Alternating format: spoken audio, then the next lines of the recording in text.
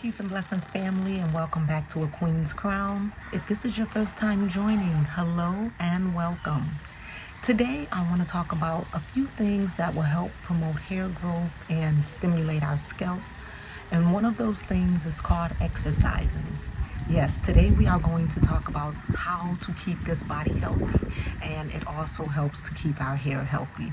But before we get into the video, if you are not following The Queen's Crown on her social medias, please make sure you do so. I will put the links in the description box below.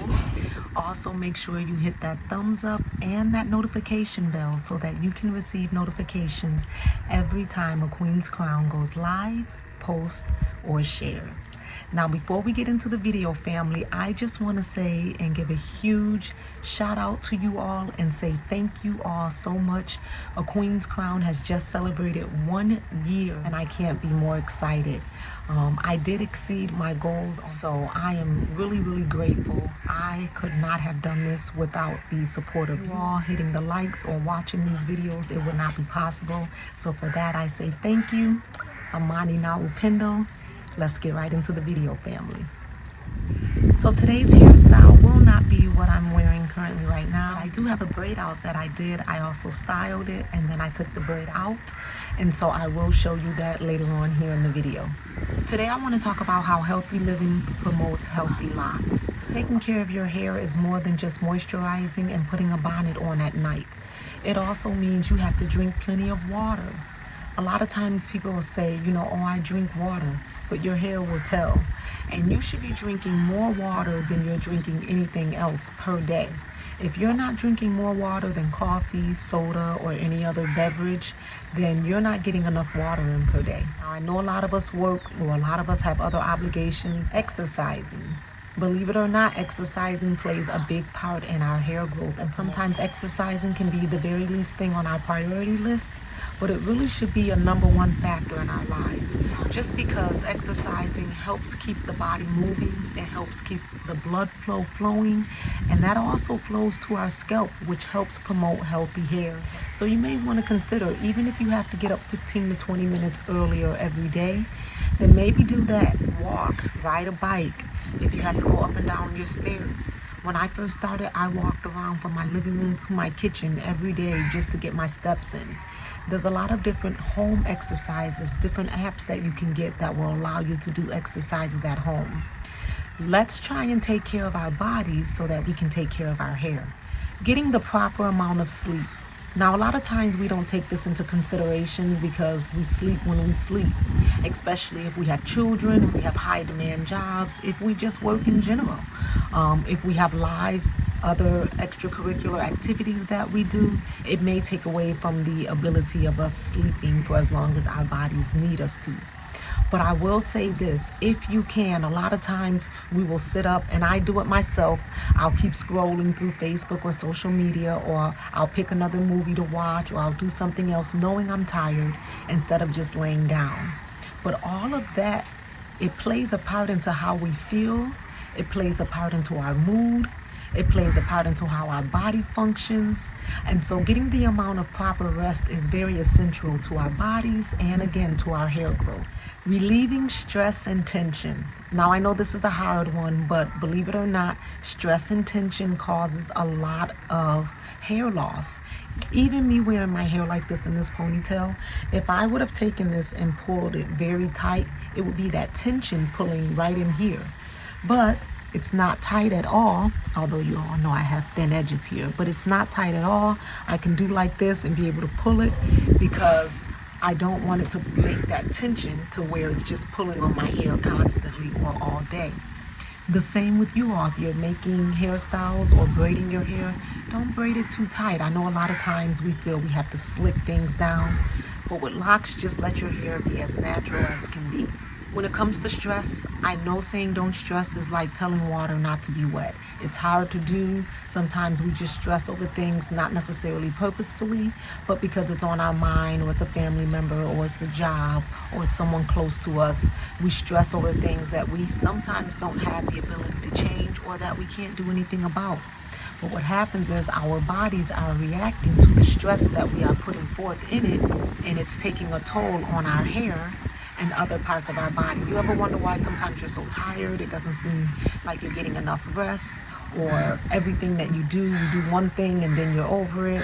You know, a lot of times if our bodies are not getting the proper rest, we will notice it in our mood swings, how we change up, because this body needs to have rest, water, exercise, and it needs to be able to function. And the only way it can do that is if we do it. Start off with a daily routine. Every morning when you get up, make it a priority to drink a glass of water. That should be the first thing before you pick up your phone, before you open up social media, before you do anything. Drink a glass of water. I always keep a bottle of water by the side of my bed.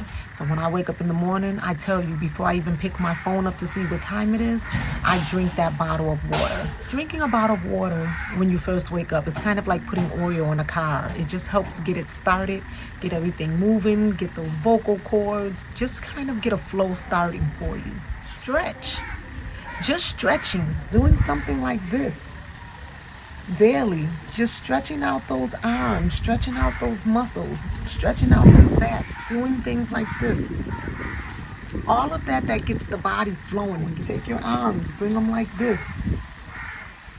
Just different things that's going to allow your body to stretch. Get up and walk. I know a lot of times we'll sit, especially if we don't have much to do during the day, but just get up and walk. You may not have a reason to go up the stairs. Just go up the stairs and come back down anyway. Let's get these bodies moving. You just start switching some things up, you will notice a change. Get rid of soda. A lot of times we don't take into consideration the sugar that's in soda. If you eliminate soda, increase your water take.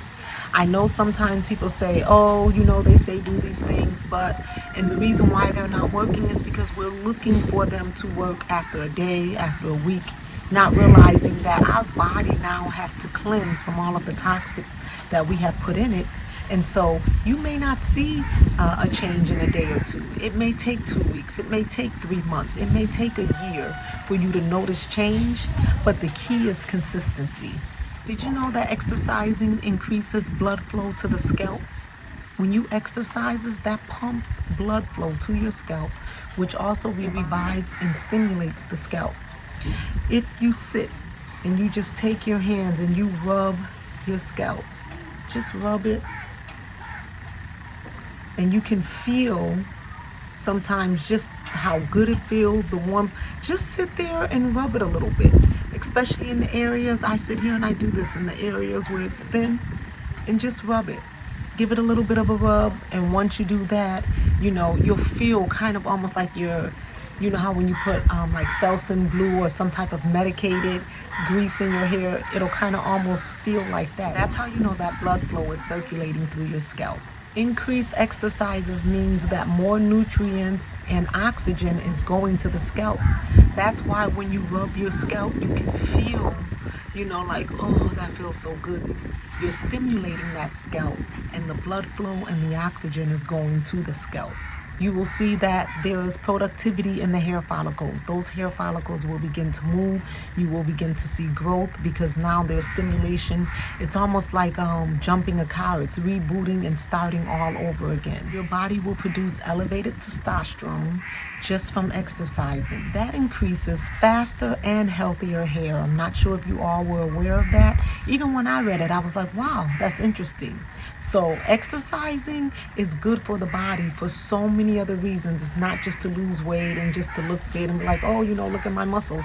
No, it's literally for you to live and have a better, healthy life. What type of exercises help promote hair growth? Jogging, scalp massages, high intensity interval training, strength training, alternate nostril breathing, really holding one nostril,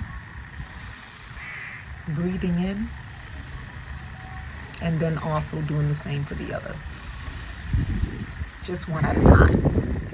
A body in motion stays in motion. So let's keep these bodies active so that we can have healthy, beautiful locks. Part of self-care and self-love is taking care of these bodies, taking care of ourselves. And a part of taking care of ourselves is exercising, giving this body plenty of water, and keeping it moving. Our bodies will repair itself, and we just have to put the work in. But we got this, family. Queen alert. Just start off with about 15 minutes a day and do it at whatever time is convenient for you. So at this time, I'm going to show you what I do once I twist my hair up, and I had no plans on styling it. I was actually going to take it out the very next day, but then I decided, you know what, I'm going to leave them in for a few days. So I don't have part of the video where I'm actually braiding it down, but I'm going to show you what I do once I have it braided down, how I style it, and what I do after I take the braids out. Right, family, so I originally braided my hair down because I was just going to wear it overnight so that I could have a crinkle curl. But then when I woke up, I decided to make it a style. So as you can see, I am twisting it all the way around into a crown. Then I take a bobby pin just to hold it in, and I wear this for one day.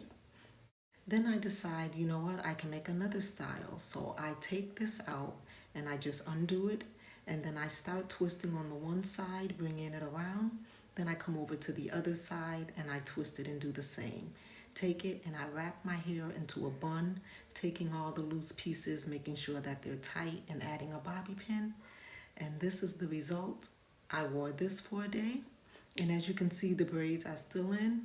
So I got two styles. But then, wait, family. I go ahead and I take down the bun, I take out the braids, and as I'm undoing it, those crinkles are popping.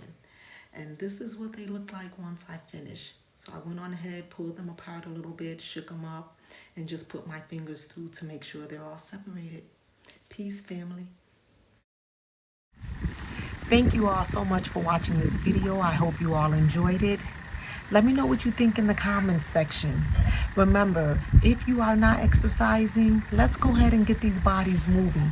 And if you are already exercising, good for you, keep it up.